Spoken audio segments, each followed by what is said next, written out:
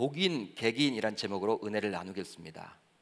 독인, 객인 어떤 뜻인지 여러분들 나중에 다 들어보시면요, 이런 의미 때문에 목사님이 이렇게 설교 제목을 이렇게 잡았구나 아실 거예요. 삼국지에서 유래된 고사성어가 있는데요, 바로 닭의 갈비라는 뜻을 가진 게륵이란 단어입니다. 게륵, 여러분 들어보셨죠? 게륵, 닭의 갈비. 본래 닭의 갈비, 이 닭갈비는요, 먹을 것은 거의 없으나 맛은 그럭저럭 괜찮기에 버리기에는 아까운 부위라고 합니다. 따라서 게륵이란 단어는 취하기에는 별다른 이익이 없고 그렇다고 해서 버리기에는 아까운 물건이나 그런 상황을 이르는 고사성어예요. 여러분, 이렇게 버리기에는 아까워요. 그렇다고 이걸 가지고 있자니 좀 그런 거예요. 그럴 때 여러분 보통 게륵과 같다, 게륵의 그런 상황이다, 그런 이야기를 보통 많이 하죠. 그런데 이런 게륵과도 같은 존재가 있었으니 바로 오늘 본문에 나오는 언약궤라고 감히 말할 수 있습니다. 즉 블레셋 편에서의 언약궤는 바로 그런 게륵과도 같은 존재였어요. 당시가 그랬습니다. 블레셋의 군사들이 이스라엘과의 전쟁에서 승리를 거두므로 이제 전리품으로 자신의 땅에 가져온 언약궤 가져가 버렸죠. 이제 블레셋 백성들이, 그 군사들이 전리품으로 챙겨가 버렸습니다.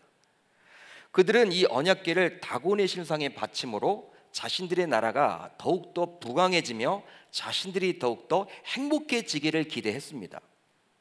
그래서 여러분 다곤신이 있었던 그 신전 안에 두었던 거예요. 그 언약궤를 두었던 것이죠. 그런 목적을 가지고.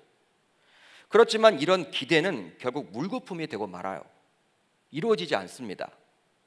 바로 다곤의 신상마저 무너져 내렸고 이 언약궤가 가는 곳마다 독한 종기가 퍼져서 많은 사람들이 죽어나갔기 때문이죠. 지난주에 우리가 살펴봤어요. 난리가 났죠, 여러분. 그러기에 우리들 생각 같아서는 하루빨리 이 언약궤를 이스라엘로 돌려보내야 할 것 같아요. 여러분, 언약궤가 없다가 언약궤를 가져다 놓았더니 그런 막 재앙이 내린 거잖아요. 있을 수 없는 그러한 재앙들이 막 번지고 있잖아요. 사람들이 죽어가고 있잖아요. 독한 종기가 생겨가지고 여러분 난리가 아니잖아요. 이런 재난이 어디 있습니까? 그렇기 때문에 우리들 생각 같으면 야, 빨리 이 언약궤를 이스라엘 백성들에게 가져다 주자, 이렇게 할 것만 같아요. 그런데 무려 7개월 동안 이 언약궤는 블레셋 땅에 머물러 있었습니다. 여호와의 궤가 블레셋 사람들의 지방에 있은 지 7달이라. 6장은 이렇게 시작을 하고 있어요. 그 무서운 심판을 당하면서도 언약궤는 무려 7달이나 블레셋에 머물러 있었던 것이죠. 머물러 있었습니다. 실제로 7은 완전수예요. 여러분, 7이라는 숫자는요, 성경에서 보게 되면 완전 숫자입니다. 완전수예요.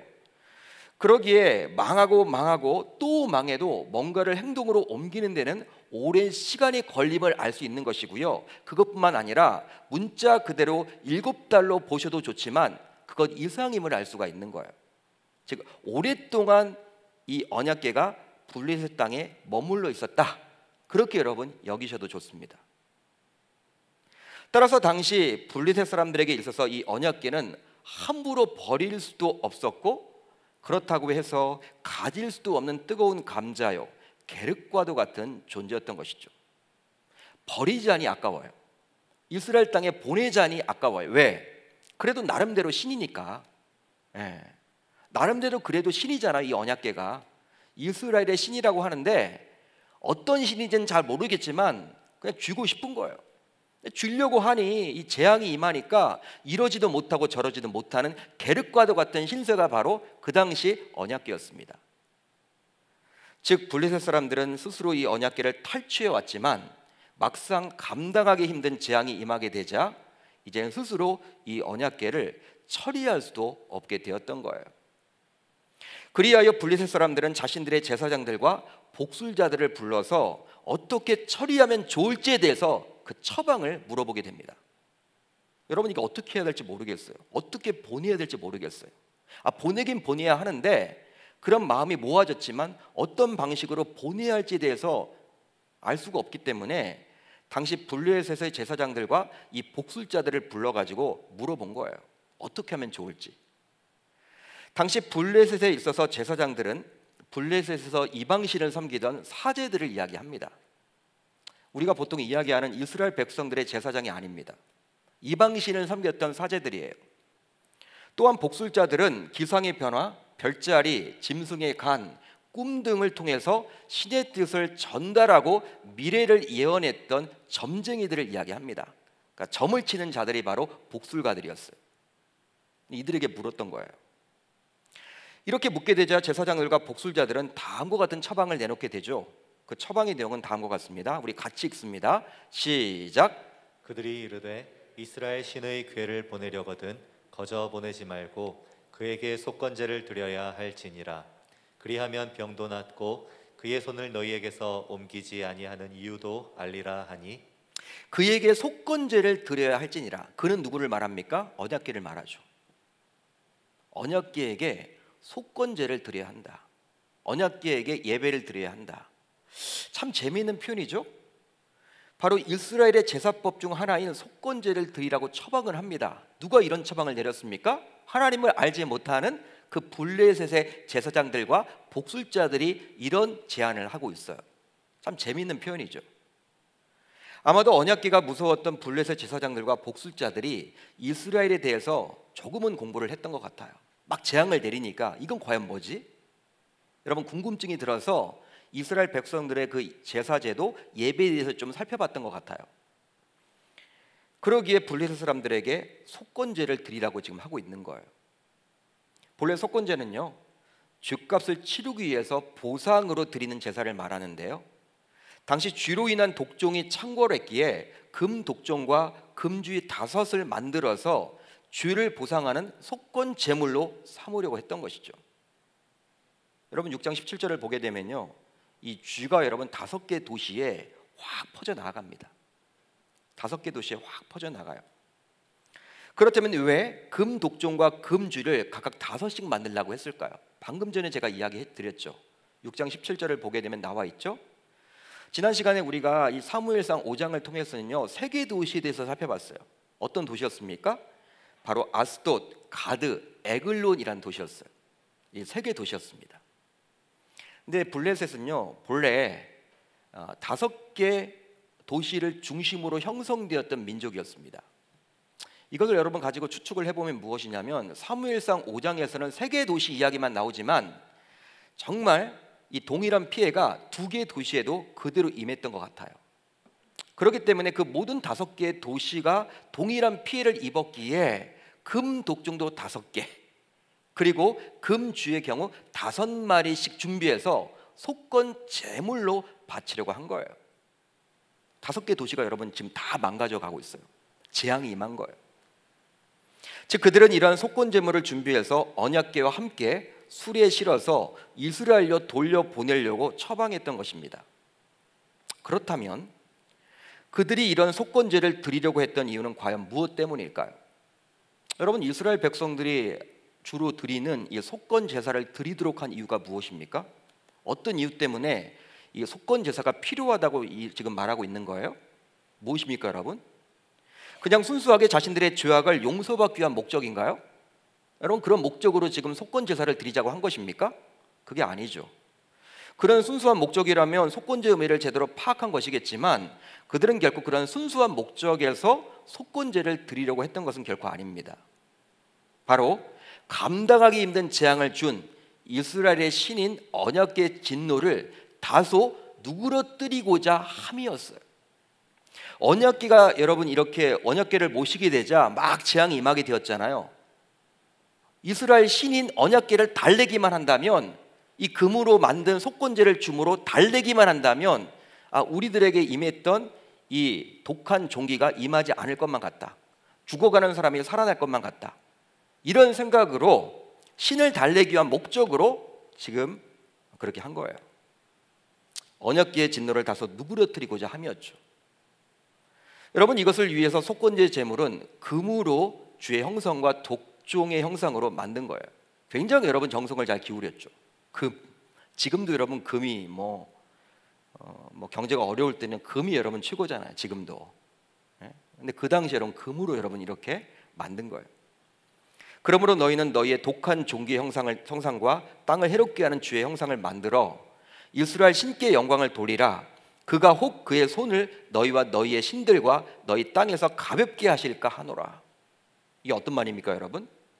블레셋 제사장과 복술자들은 자신들이 바친 금 독종 5과 금쥐 5마리를 바치는 속건 제물을 통해서 하나님께서 영광을 받으시기만 한다면, 그 언약궤가 이스라엘의 신인데 그 이스라엘 신이 영광을 받기만 한다면, 좋아하기만 한다면, 기뻐하기만 한다면 자신들의 손을 가볍게 하사 자신들을 독종으로부터 해방시켜 주시지 않을까 하는 기대를 가지고 이런 속건제를 드리고자 한 거예요.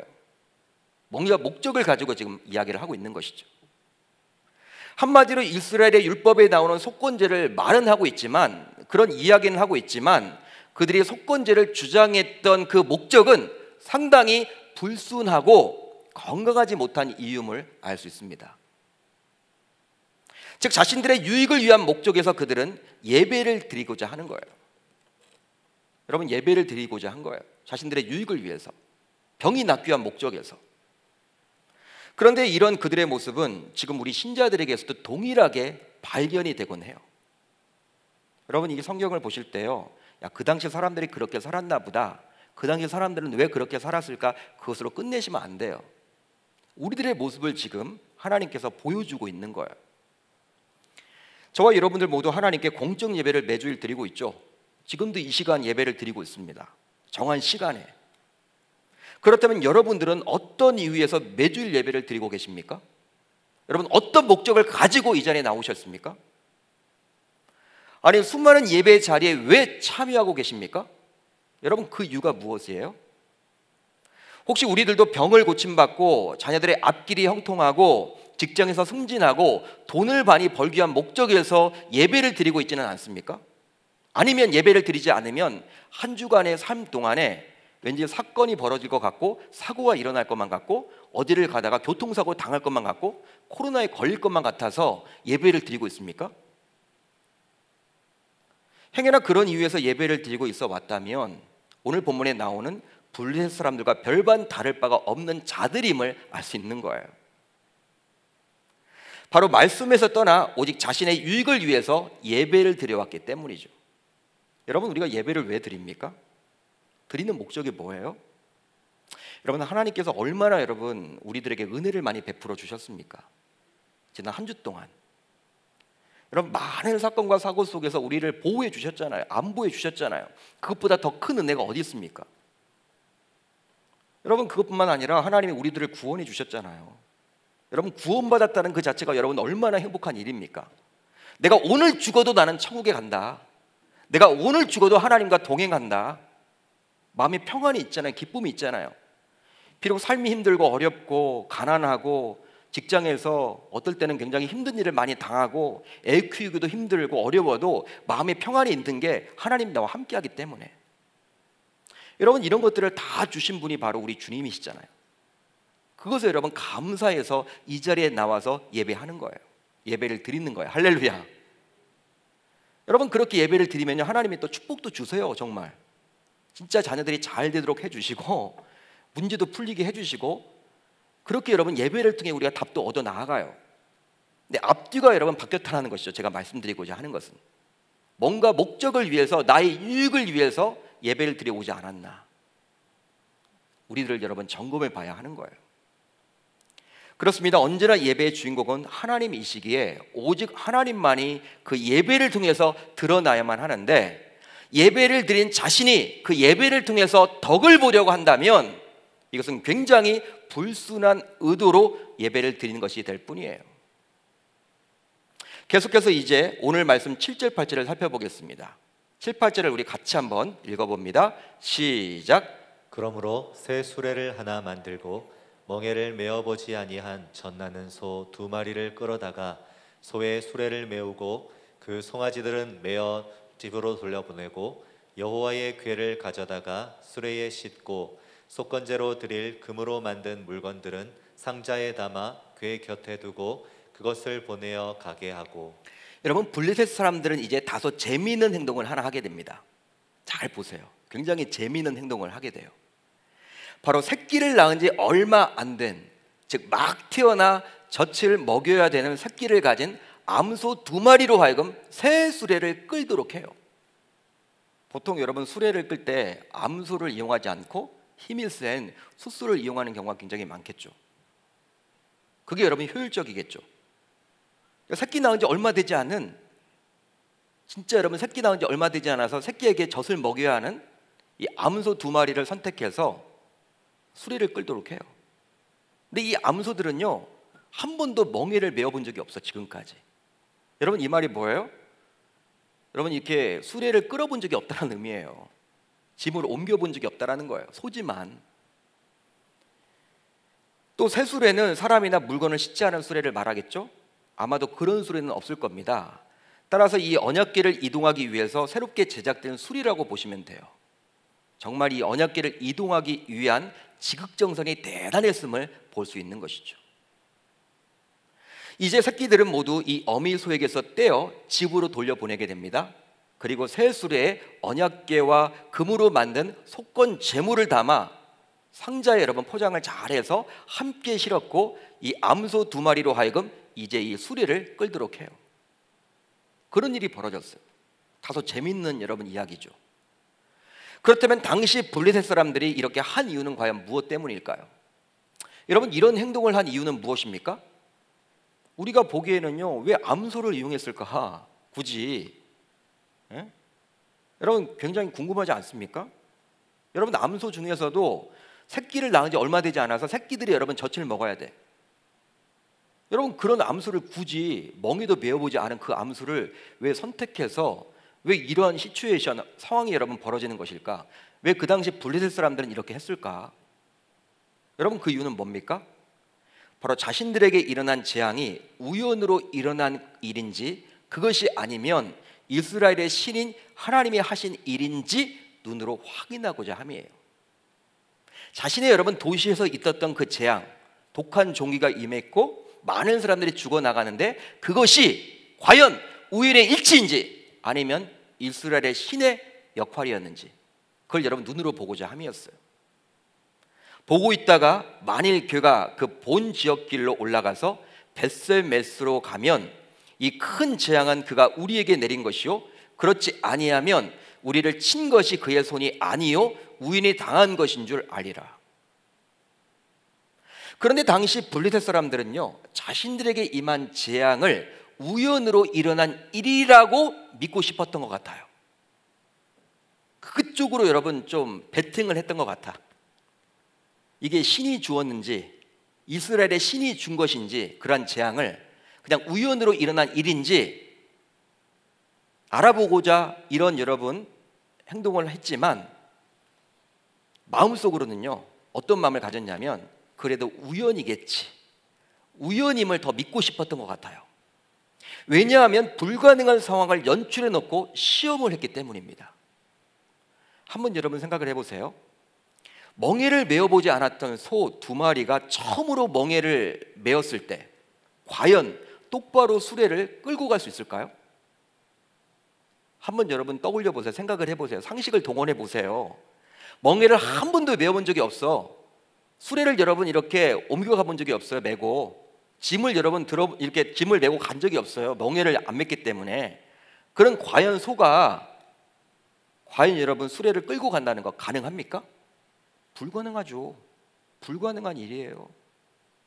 다음으로 젖을 먹는 송아지들이 울고 있는데, 배고파서 여러분 막 울고 있는데 암소가 새끼를 떼어놓고 떠난다는 것은 어미의 본능을 거스르는 불가능한 행동 아닌가요? 누가 여러분 끌고 가는 거 아닙니다. 여러분 소를 멍에를 메서 끌고 가는 게 아니에요. 그냥 놔두는 거예요. 그럼 여러분 본능상 누구에게 가 있어요? 누구에게 여러분 가야 됩니까? 그 새끼 송아지들에게 여러분 가야 되겠죠. 왜? 젖을 먹이려고. 그게 본능 아닙니까? 실제 사람도 모성애가 대단하지만 어떨 때는요, 사람이 짐승보다 못할 때도 있어요. 동물의 왕국을 보더라도 짐승들은 자신의 새끼를 얼마나 잘 챙기는지 몰라요. 사람은요, 자기 새끼를 버려도, 자기 자식을 버려도, 언론을 통해서 여러분 종종 보죠. 동물은 여러분 그런 적이 없대요. 짐승은 그렇지 않는데요. 맹수 앞에서도 자신의 새끼를 구하고자 심지어 자신의 목숨을 버리려고 하는 것이 바로 어미입니다. 어미. 따라서 당시 이 새끼들은 아직 젖을 먹어야 되는 갓 태어난 새끼들이었고, 엄마 소들은 새끼 송아지에게 젖을 먹어야만 했죠. 그러기에 상식으로 보아도 불가능한 상황을 미리 만들어 놓고 연출해 놓고 있는 거예요. 가지 않겠죠, 여러분? 이스라엘 땅으로 가지 않겠죠? 여러분, 이런 상황을 연출해 놓았기 때문에 마음속에 무엇이 있는 거예요? 우연으로 받아들이고 싶은 마음이 더 컸던 거예요. 마지막으로 보게 되면요, 소들이 인도자 없이 스스로 이스라엘의 도시였던 벳세메스로 찾아가는 것은 거의 불가능합니다.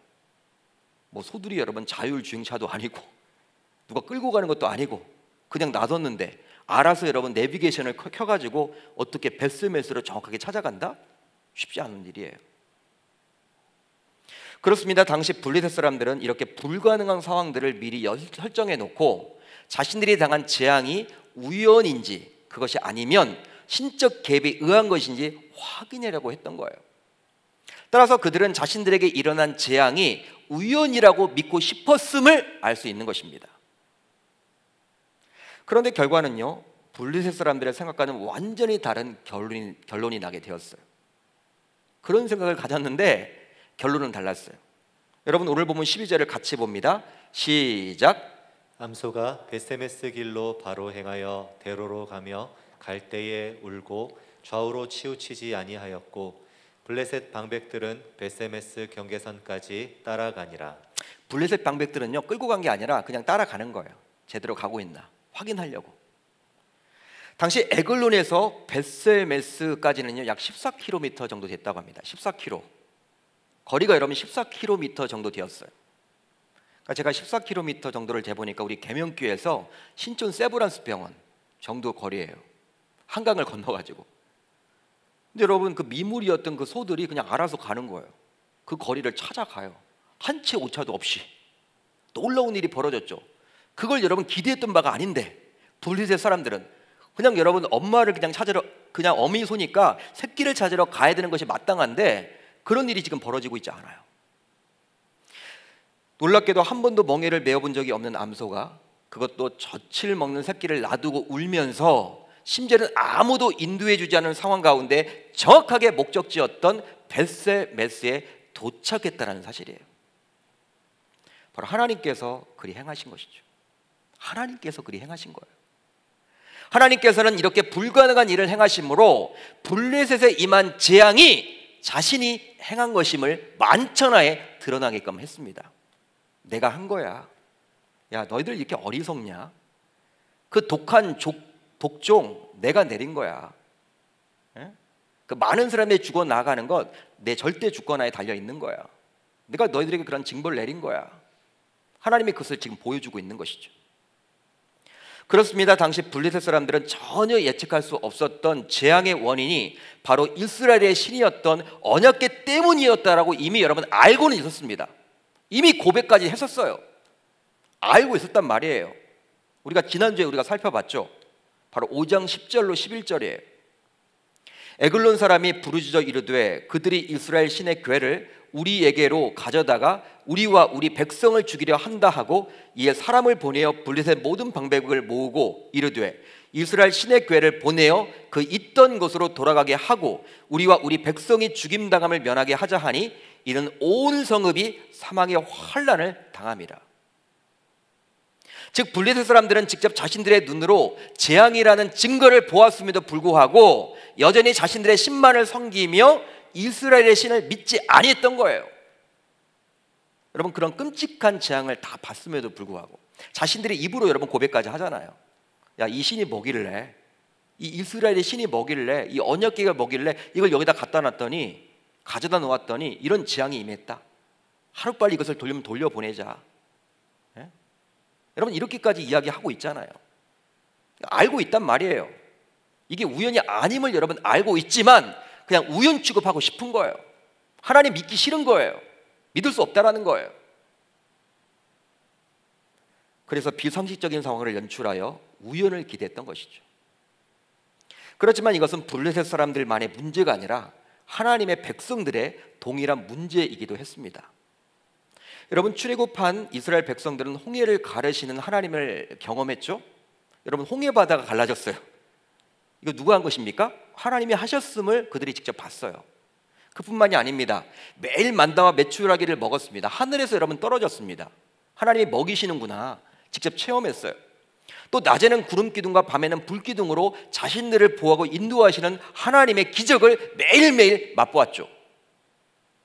즉 직접 자신들의 눈으로 하나님의 베푸신 기적을 보았단 말이에요. 그렇지만 이스라엘 백성들 역시 블레셋 사람들과 마찬가지로 그렇게 은혜를 베풀어 주신 하나님께 감사하지 못하고 오히려 불평과 원망을 일삼으며 불신앙적인 모습으로 불순종을 하게 됩니다. 동일했다라는 거예요. 따라서 눈에 보이는 어떤 외적인 증거가 우리의 내적인 믿음을 대신할 수 없다는 사실을 잘 알려주는 바이죠. 사람들은요, 야, 하나님 어디 계시냐? 하나님의 일하심을 좀 보여봐. 하나님의 기적 나에게 보여주면 내가 하나님 믿을게. 사람들은 그런 이야기를 하죠. 야, 하나님 어디 계셔? 하나님 좀 보여봐. 내가 믿을게. 하나님의 기적을 내가 맛보면 믿겠다라고 이야기하는 분들도 굉장히 많죠. 여러분, 그러나 하나님이 정말 기적을 보여주신다고 그분들이 믿겠습니까? 저는 여러분 믿지 않는다고 봐요. 믿지 않을 거예요. 실제 우리의 믿음은 기적과 증거를 통해 성장하는 것이 결코 아닙니다. 눈에 보이는 것을 받아들이고 의지하려고 하는 것은요, 성경이 말하는 믿음이 아니라 어떤 의미에서 보게 되면 인식이라고 볼 수 있어요. 믿음과 인식의 차이예요. 그렇다면 우리의 믿음은 어떻게 자라날 수 있을까요? 어떻게 성장할 수 있을까요? 바로 보이지 않지만 살아계신 하나님과 그 하나님의 말씀을 통해 우리의 믿음은 자라나게 됩니다. 할렐루야, 할렐루야. 그러므로 믿음은 들음에서 나며 들음은 그리스도의 말씀으로 말미암았느니라. 그러니까 성경 말씀을 여러분 놓치고 어떤 기적을 바라보고 신비적인 신앙을 여러분 갖는다, 그 사람 믿음이 있다고 할 수 없어요. 진짜 여러분 탄탄한 믿음, 견고한 믿음은요, 이 말씀 안에 다 있는 거예요. 우리가 성경 지금 이천독 운동을 하고 있죠. 어떤 권사님이 저에게 목사님이 성견 지명이 있으시나 봐요. 이런 말씀을 하시더라고. 작년 연말에 이런 결정을 내리면서 그 당시만 하더라도 코로나 바이러스 시대가 아니었잖아요. 하나님이 마음 주셔서 야, 우리 공동체도 좀 성경을 읽으면 좋겠다, 목표를 정해서 읽으면 좋겠다, 이런 마음 주셔서 제가 송구 영신 예배 때 선포를 했죠. 근데 코로나 바이러스가 이렇게 오게 되니까 이제 밖에 나가지도 못하고 굉장히 시간은 많아졌는데, 이런 성경 읽는 것에 대한 목표가 없었더라면 내가 과연 성경을 읽을 수 있었을까? 이런 권사님의 고백을 제가 들었어요. 어떤 집사님이 이런 얘기도 하셨어요. 목사님, 성경을 이렇게 꾸준히 매일 읽다 보니까 자신이 그렇게 자녀들에게 화를 막 내는데, 요즘에 여러분 자녀들이 계속 집에 많이 있잖아요. 화를 그렇게 많이 내고 자녀들도 그것 때문에 마음 아파하고 했는데, 성경을 매일 새벽에 이렇게 꾸준히 읽다 보니까 어느 순간 내 안에 있는 분노가 사라졌다는 거예요. 여러분, 하나님의 역사죠. 믿음의 성장이 나타난 거죠. 말씀을 여러분 벗어나서 믿음, 성장 기대할 수 없는 거예요. 그러게 우리들은 어떤 눈에 보이는 기적과 증거만을 구하지 말고, 증거가 없더라도 어떤 기적이 없더라도 믿을 수 있는 견고한 믿음을 달라고 우리 주님께 구해야 할 줄 믿습니다. 이제 이렇게 해서 언약궤는 이스라엘 땅인 벳세메스에 도착하게 되었습니다. 돌아온 언약궤를 벳세메스 사람들은 기쁨으로 맞이하게 되었죠. 그리고 그 기쁨을 표현하고자 하나님께 제물을 드려서 번제를 드리게 됩니다. 오늘 보면 14절을 같이 읽습니다. 시작. 수레가 벳세메스 사람 여호수아의 밭 큰 돌 있는 곳에 이르러 선지라. 무리가 수레의 나무를 패고 그 염소들을 번제물로 여호와께 드리고, 그 암소들을 번제물로 여호와께 드리고. 여러분, 이런 겉으로 보여지는 벳세메스 사람들의 모습만을 놓고 보면요, 굉장히 칭찬해주고 싶은 믿음이겠죠. 신앙이겠죠. 굉장히 신앙적으로 잘하고 있는 것처럼 보입니다. 오랜 기간 동안 언약궤가 없었기 때문에 이스라엘 백성들은 제사를 드리지 못했어요. 7개월 이상 동안. 하나님 앞에 나아갈 수가 없었어요. 언약궤가 없기 때문에. 그러니까 이스라엘 백성들은 언약궤가 있어야지만 예배를 드렸어요, 그 당시에. 근데 여러분, 일을 하다 보니까 언약궤가 여러분 그냥 오는 거예요. 어느 순간 수레에 여러분 매여서. 얼마나 여러분 기쁠까요? 여러분, 그 기쁨을 참지 못하고 야, 하나님 앞에 제사 드리자, 예배 드리자, 이런 마음을 가지고 수레에서 이 금이 담겨져 있는 금 독종 모양과 금쥐 5마리, 여러분 그런 것들도 꺼내지 않고 내려놓지도 않고 지금 먼저 하나님 앞에 예배를 드렸기 때문에 굉장히 여러분 칭찬받을 만한 믿음처럼 보여집니다. 왜? 가장 먼저 하나님께 예배를 드린 것으로 볼 수 있기 때문에. 그러나 여러분, 수레를 끌었던 암소들로 번제를 드린 것이 문제가 되는 거예요. 여러분, 율법에 따르면 오직 수컷으로만 소의 번제를 드리도록 되어 있었습니다. 레위기 1장 3절을 보면 이렇게 나와 있죠. 그 예물이 소의 번제이면 흠없는 수컷으로 회막문에서 여호와 앞에 기쁘게 받으시도록 드릴지니라. 물론 벳세메스 사람들의 입장에서는 다소 억울하다고 할 수 있을 거예요. 왜냐하면 자신들은 너무나도 기쁜 나머지 그냥 눈에 보이는 암소로 하나님께 제사를 드렸다라고 변명할 수도 있잖아요. 여러분, 급하니까, 너무나 기쁜 나머지 바쁘니까 언제 여러분 지금 이렇게 왔는데, 언약궤가 도착했는데 그 기쁨을 표현해야 되는 것이지 어디 가서 여러분 또 숫소를 구하냔 말이에요. 예? 숫소를 여러분 어디서 구해 또 갑자기. 그러니까 급한 나머지 본인들이 변명할 수 있을 것 같아요. 급했으니까, 기쁨이 있으니까, 빨리 예배 드린 게 중요하니까 이렇게 했다. 그러나 제사를 드릴 때 하나님께서는 분명히 어떤 방식과 어떤 방법으로 제사를 드려야 할지에 대해서 율법을 통해서 이미 언급을 해주셨기에 아무리 기쁘고 급하다 하더라도 자신의 멋대로, 자신의 맘대로 제사를 드려서는 아니 되는 거예요. 여러분, 우리가 예배를 드릴 때도 마찬가지예요. 하나님의 말씀에 근거한 예배를 드려야 합니다. 하나님의 말씀에 근거한 기도 생활을 하셔야 돼요. 하나님의 말씀에 근거한 사역도 하셔야 돼요. 하나님 말씀에 근거한 전도를 하셔야 돼요. 하나님 말씀에 근거한 선교도 하셔야 돼요. 말씀에 근거한 것이 아니라 내 멋대로, 내 전통대로, 내가 해왔던 방식대로, 내 생각대로 하게 되면요, 문제가 꼭 생겨요. 그런데요, 이런 벳세메스 사람들의 경솔한 행동은 계속되고 있어요. 이 한 번으로 끝나지 않습니다. 여러분, 본문 15절을 같이 볼까요? 시작. 레위인은 여호와의 궤와 그 궤와 함께 있는 금 보물 담긴 상자를 내려다가 큰 돌 위에 두매 그날에 벳세메스 사람들이 여호와께 번제와 다른 제사를 드리니라. 여러분 잘 보세요. 레위 사람들이 언약궤와 금 보물이 담긴 상자를 큰 바위에 둔 것은요, 빨리 이를 처리하기 위한 목적에서 행한 것으로 여길 수 있습니다. 왜? 이제 번제를 드렸기 때문에, 예배를 드렸기 때문에 일을 해야 되겠죠. 그 수리에 있는 언약궤를 옮겨야 되고, 또 그 언약궤 옆에 있었던 금이 담긴 그 상자를 옮겨야 되겠죠. 일을 처리를 여러분 빨리 해야 될 것 같아요. 그렇지만 엄밀하게 말하면 이것 또한 율법을 어긴 행위입니다.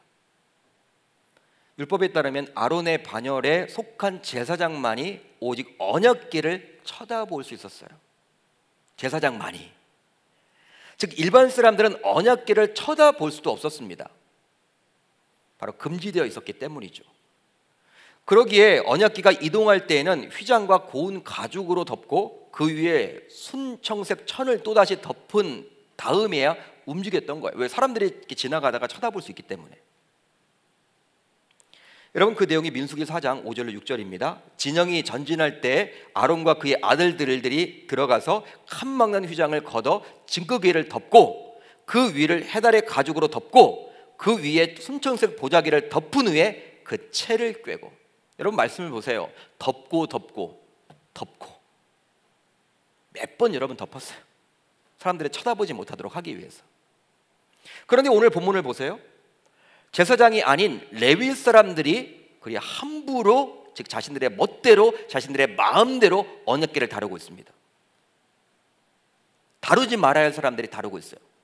급하다라는 핑계로, 누군가는 해야 된다라는 이유로. 결국 이런 벳세메스 사람들은요, 결국 큰 사고를 치게 됩니다. 이제 큰 사고가 여러분 치게 돼요. 그 내용이 19절이에요. 19절을 제가 읽어드립니다. 베스메스 사람들이 여호와의 궤를 들여다 본 까닭에 그들을 치사 5만 70명을 죽이신지라. 여호와께서 백성을 쳐서 크게 살육하셨으므로 백성이 슬피 울었더라. 본래 베스메스라는 곳은요, 태양의 집이란 뜻입니다. 태양의 집. 예루살렘에서 서쪽으로 22km 정도 떨어져 있는 도시였어요. 그런데 이곳에는 아론 자손이 대대로 거했던 레위 사람들이 주로 살았던 곳이었습니다. 레위 사람들이 주로 살았던 곳이 바로 이곳이에요. 종교 도시였습니다. 그러게 누구보다도 베스메스 사람들은요, 언약궤를 어떻게 다루어야 할지에 대해서 잘 알고 있었어요. 말이 잘 안 나오네요. 막. 어떻게 여러분 이 언약궤를 다루어야 할지에 대해서 너무나 잘 알고 있었단 말이에요. 누구보다도 율법에 대해서 잘 알고 있다고 볼 수 있어요. 그들 모두. 왜? 레위 사람들이 대대로 살았기 때문에. 여러분 종교 행위를 하잖아요. 제사를 여러분 한두 번 드려봤겠습니까? 예? 여러분 이 말씀을 여러분 몰랐겠습니까? 이 말씀을, 율법을 알았단 말이에요, 여러분. 그러니까 누구보다도 이 언약궤를 어떻게 다루어야 하는지에 대해서 여러분 모를 리가 없었어요. 그런데 그들은 호기심이었겠지만 언약궤 안을 들여다보았습니다. 하지 말아야 될 행동을 하게 된 것이죠. 지나가는 언약궤조차도 봐서는 안 되는데 그 언약궤 안을 들여다본 거예요. 이것은 결국 율법이 금한 것으로 하나님의 권위에 대한 도전이라고 볼 수 있습니다. 하나님에 대한 권위예요. 도전이에요, 도전. 결과적으로 이런 악행으로 인해서 베스메스 사람들 5만 70명이 죽게 되었는데요. 여러분 5만이란 단어에 가로가 있죠? 이건 뭐냐? 당시 베스메스 성읍 자체가 그렇게 많은 인구가 살지 않았다고 합니다. 그런 추측을 해봐요. 그러기에 사본상 차이는 있겠지만 5만 70명이 아닌 70명이 하나님에 의해서 죽임을 당한 것으로 볼 수도 있다. 그러면 그쪽이 더 맞는 것 같아요. 아무튼 블레셋 사람들에게 임했던 죽음의 재앙이요, 동일하게 이스라엘 백성들에게도 임하게 된 거예요. 블레셋 백성들에게 임했던 그 죽음의 재앙이 동일한 이스라엘 백성들이었던, 하나님을 누구보다도 잘 섬겼다라고 자부했던 그 베스메스 사람들에게 임하게 된 거예요. 바로 하나님에 의해서 말이죠. 여러분 내일 사람들이 대부분인 베스메스 사람들이 언약궤를 스스럼 없이 쳐다보았다, 들여다보았다라는 것은요, 어떤 의미에서는 하나님의 임재의 상징으로 언약궤를 바라보지 못하고 그것 자체가 하나님이라고 여겼기에 가능했던 행동이었습니다. 여러분 언약궤는요, 하나님의 임재를 상징하는 것이죠. 언약궤는요, 언약궤를 통해서 우리가 무엇을 느껴야 되냐면, 당시 백성들이 하나님은 계시지, 하나님 눈에 보이지 않지만 계시는 분이지, 지금도 이곳에 자정하고 계시지, 우리와 함께 계시지, 그 하나님을 놓치지 말라고 하나님은 그 언약궤를 주셨는데, 언약궤 안을 여러분 뜯어서 열어봤다라는 것은요, 들여다봤다라는 것은요, 그것 자체를 하나님으로 여겼기 때문에 본 거예요. 즉 눈에 보이지 않는 영으로 계신 하나님을 자신의 눈으로 보고 싶은 호기심이 발동했기에 그리 행동한 것이죠. 따라서 당시 블레셋이나 이스라엘 백성들이나 공통적으로 가지고 있었던 신앙의 문제라고 갑이 말할 수 있습니다. 즉 눈으로 보이는 것만을 믿으려 했던 그들의 신앙 말이에요. 눈으로 봐야지만 믿겠다라는 거예요. 그러기에 블레셋 사람들은 그 언약궤를 하나님으로 여겼기에 그 언약궤 속건 제물을 드렸으며, 이스라엘 백성들은 그 언약궤를 하나님으로 여겼기에 그 언약궤 안을 바라보았던 거예요. 같습니다, 여러분. 다른 신앙이 아니었어요. 블레셋 사람들이나 누구보다도 하나님을 잘한다고 자부했던 베스메스 사람들이나 유유상종이었다라는 거예요. 쌤쌤이었다라는 거예요. 신앙의 모습이. 실제로 베스메스 사람들은요, 자신들에게 죽음이라는 재앙이 임하게 되자 블레셋 사람들과 마찬가지로 자신들도 언약궤를 감당할 수 없다고 여긴 나머지 다음과 같이 부르짖게 되었죠. 베스메스 사람들이 이르되 이 거룩하신 하나님 여호와 앞에 누가 능히 서리요? 그를 우리에게서 누구에게로 올라가시게 할까 하고. 여러분 잘 보세요. 그를 우리에게서 누구에게로 올라가시게 할까 하고. 여기에 나와 있는 그는 누구를 말하는 것입니까? 누구를 말하는 거예요? 여호와 하나님이죠. 여호와 하나님을 우리에게서 누구에게로 올라가시게 할고, 그러니까 언약궤를 지금 말하고 있는 거예요. 언약궤를요 자신들이 여러분 마음대로 하려고 했던 그들의 모습을 보여주고 있는 표현이에요. 하나님조차도 자신들이 좌지우지 하려고 했던 모습, 우리에게서 누구에게로 올라가시게 할까 하고 자신들이 여러분 하려고 하는 것이죠. 할까 하고. 이런 베스메스 사람들의 절규는요 블레셋의 아스도 사람들의 절규를 떠올리게 하는데요, 바로 사무엘상 5장 7절로 8절입니다. 우리 한번 같이 읽어봅니다. 시작. 아스돗 사람들이 이를 보고 이르되 이스라엘 신의 궤를 우리와 함께 있지 못하게 할지라.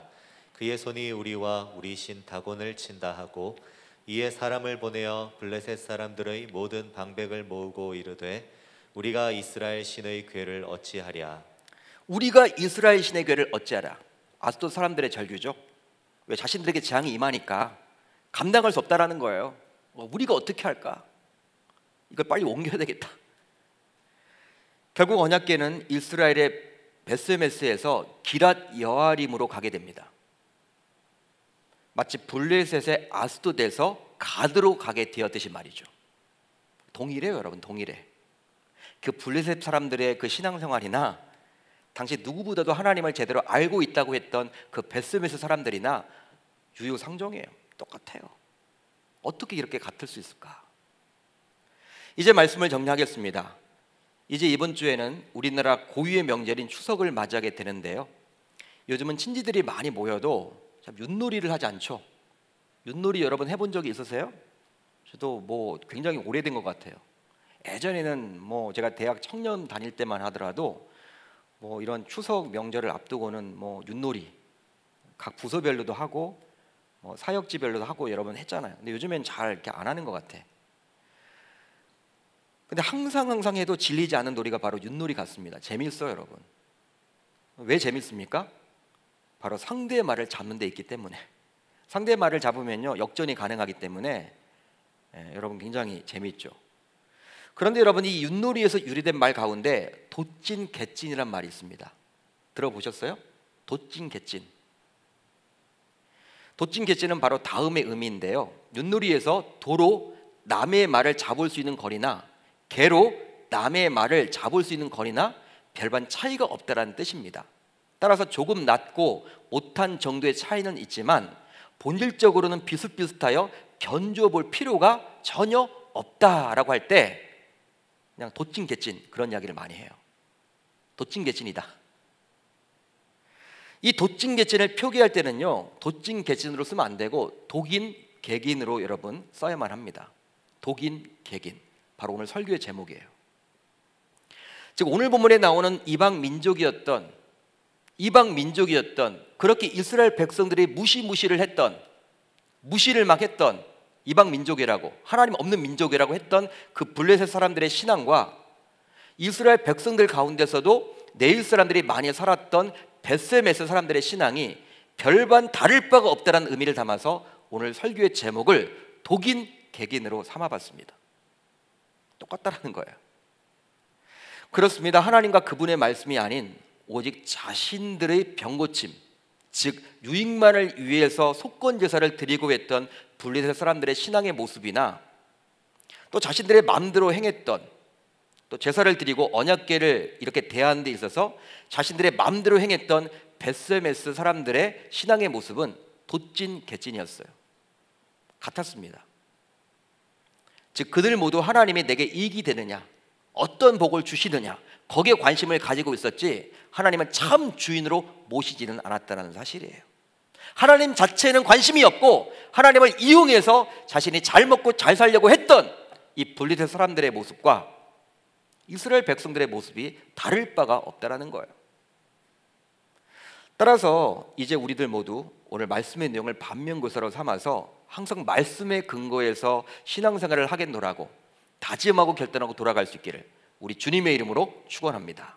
왜냐하면 우리들의 모습도 그리하기 때문에. 우리들의 신앙을 점검해 보면요, 이 블레셋 사람들의 모습과 또 누구보다도 하나님을 잘 알고 있다고 했던 베스메스 사람들의 모습과 다를 바가 없잖아요.